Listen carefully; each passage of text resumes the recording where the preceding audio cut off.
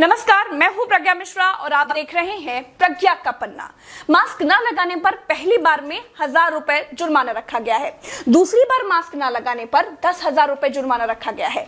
पूरा दिन सड़कों पर वसूली चल रही है। ठीक है, आपने अपनी तरफ से वसूली कार्यक्रम शुरू कर दिया है, लेकिन अस्पताल में बेड न मिलने पर सरकार पर कितना जुर्माना होना चाहिए?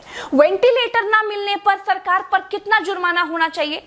कोरोना टेस्ट न होने पर सरकार पर कितना जुर्माना होना चाहिए? शमशान में मुर्दा जलाने के लिए लकड़ियां न होने पर सरकार पर कितना जुर्माना होना चाहिए? शमशानों में दिन दिन भर मुर्दा जलाने की वेटिंग के लिए सरकार पर कितना जुर्माना होना चाहिए? जितने मंत्री और ये मुख्यमंत्रियों ने बंगाल से कोरोना लाकर फैलाया है, उन पर कितना जुर्माना होना चाहिए? बंगाल में बिना मास्क महीने भर से घूम रहे नेताओं पर पर डे के हिसाब से कितना जुर्माना होना चाहिए? क्या सरकारों की कोई जवाबदेही बची है देश में? क्या सरकारों से सवाल पूछने वाला बचा है कोई देश में?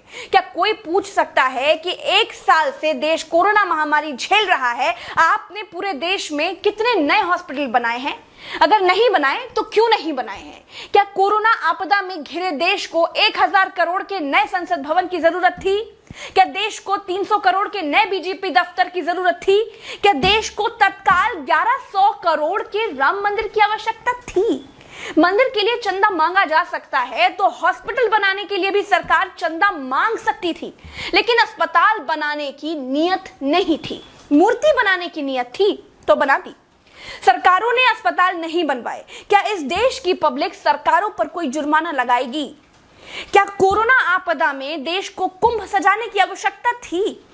क्या देश को कोरोना महामारी के बीच बंगाल चुनाव में रैलियों की आवश्यकता थी? नहीं थी। देश को अस्पतालों की, डॉक्टरों की, कोरोना की दवाइयों की जरूरत थी। कुछ दवाइयां बनाई भी तो वाहवाही के चक्कर में विदेश भेज दी। आधे अधूरे टीकाकरण में देश अभी अटका हुआ है।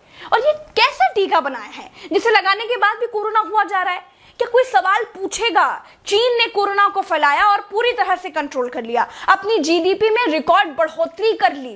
चीन से सब कुछ तो ले ही लिया है, सीख भी ले लो।